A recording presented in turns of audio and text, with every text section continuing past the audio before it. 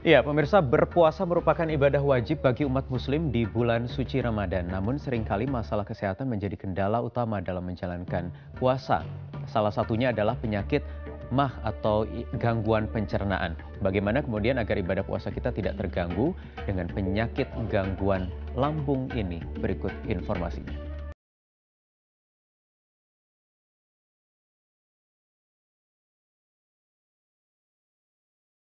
Rukun wajib Islam yang keempat. Setiap muslim diwajibkan berpuasa, namun terkadang terkendala karena memiliki penyakit. Salah satu yang sering ditemui dan dapat mengganggu puasa adalah penderita sakit MAH. Karena penyakit MAH rentan terhadap lambung dan dapat menyebabkan perih lambung. Penderita MAH terjadi akibat sering telat makan maupun stres karena pikiran. Selain itu, terjadi pembekakan, peradangan, atau iritasi pada lapisan lambung yang juga merupakan salah satu penyebabnya.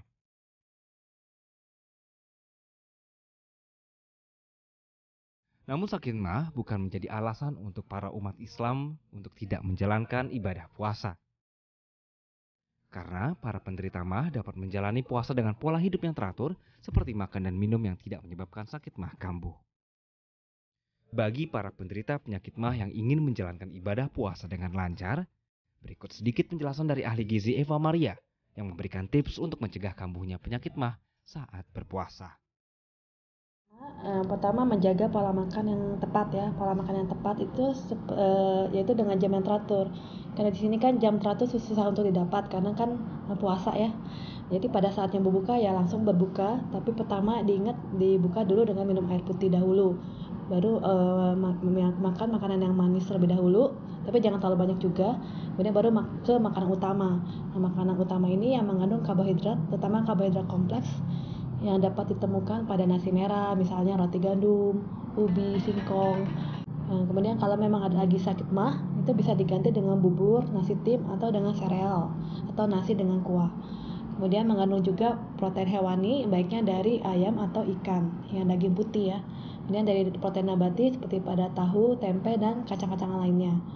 Kemudian untuk lemak itu dibatasi juga karena kan lemak itu lama diserap oleh lambung.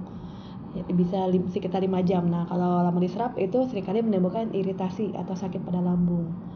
Kemudian juga minum air putih yang harus teratur tetap 8 hingga 10 gelas per hari.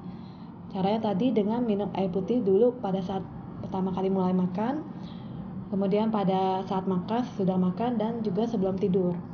Seperti itu. Kemudian yang untuk dihindari minuman, misalnya minuman yang ada kafeinnya, misalnya pada teh, kopi, kemudian pada soft drink, kemudian minuman coklat. Nah, itu juga menimbulkan risiko peningkatan sakit MAH. Kemudian juga untuk makanan sendiri, hindari makanan yang asam seperti yang terdapat pada buah-buah sitrus, pada tomat. Kemudian juga pada bumbu-bumbu, misalnya pada red pepper, hot pepper, black pepper.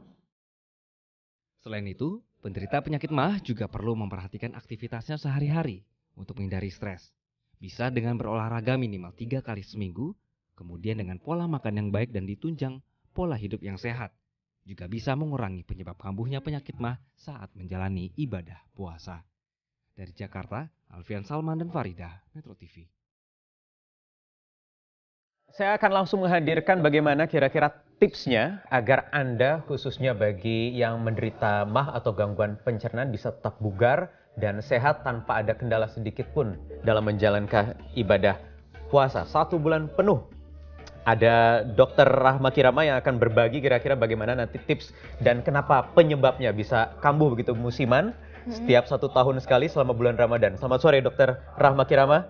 Terima kasih sudah hadir di Ramadan kita. Ini musiman pertanyaannya atau memang ini riwayat yang memang sudah memiliki gangguan pencernaan atau MAH? Kalau datanya begitu ya, mungkin ya setiap bulan Ramadan tiba pasti kasus-kasus gangguan pencernaan meningkat gitu. Iya. Dua-duanya setara sih ya sebenarnya. Dua-duanya setara. Yang ada riwayat MAH maupun yang nggak punya MAH itu yang tadinya nggak ada sakit MAH jadi ada sakit MAH karena bulan puasa. Ya, karena bulan puasa kan orang cenderung ini ya persiapan untuk buka puasanya itu banyak ya macam-macam ya. Dari tajil, kemudian cemilan atau jajanan kayak somai, bakso itu kan untuk buka puasa paling sering ya, terutama gorengan itu paling sering. Gitu. Jadi kalau makanan itu sehat sebenarnya nggak jadi masalah. Itu kalau kita beli kan nggak tahu itu benar-benar sehat atau makanan sudah direkondisi atau itu kan kita nggak tahu ya. Makanan juga bisa direkondisi ya, tanpa harus menyalahkan bulan puasa yang hadir hanya 1 tahun sekali ini. Tapi coba kita pilih dulu deh. Dari yang bukan punya riwayat MAH atau gangguan pencernaan, yang sebenarnya baik-baik saja pencernaannya, tetapi begitu datang bulan puasa sering timbul gangguan pencernaan. Itu detailnya kenapa penyebabnya sebenarnya? Tadi ada makanan, kenapa makanan ini ada apa dengan makanan itu? Misalnya pada saat kita buka puasa, kita makan gorengan, gorengan atau kita makan somai. Ternyata di gorengan ini ternyata misalnya ada plastik, ada campuran bahan-bahan yang berbahaya di situ. Tentu saja pada saat masuk ke lambung akan meningkatkan sekresi asam lambung ya. Jadi perih, mual, muntah, atau pusing. Jadi menimbulkan gejala-gejala sakit mah, bahkan yang berat bisa sampai hilang kesadaran atau muntah darah gitu. Jadi sebenarnya sakit mah ini ada 2, yaitu yang fungsional dan yang organik. Kalau organik memang dia kan dari sananya dia ada masalah di lambung ya, misalnya lambungnya luka atau ada tukak lambung gitu ya.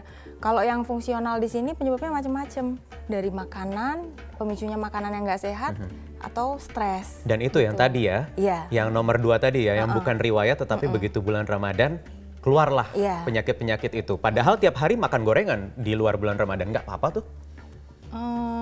Kalau di luar bulan Ramadan makan gorengan terus kan sebentar-sebentar kita makan. Jadi asam lambung meningkat, aduh perih, makan aja deh, ditutupin pakai makanan yang lain kan. Jadi nggak terasa gitu, padahal udah ada sakit mah gitu. Jadi karena waktu kosong yang waktu lama itu kan dari agak subuh. Lama, iya, agak lama. Jadi terasa perihnya gitu. Kemudian terutama ini mungkin bagi yang tinggal di rumah, ibu rumah tangga, yang mungkin bekerja bisa pulang lebih cepat dan berbuka puasa di rumah dengan makanan dari rumah, tapi yang untuk pekerja-pekerja yang mungkin menghabiskan waktunya di luar rumah, harus jajan, harus beli makanan di luar. Tipsnya apa untuk bisa mengurangi dampak gangguan pencernaan ini? Kalau harus jajan seandainya? Kalau harus jajan lebih bagus makan ini ya, makan sirup atau kita berbuka dengan kurma. Baru setelah itu makan besar bisa pakai yang berkuah ya, seperti sop kan nggak terlalu banyak minyaknya.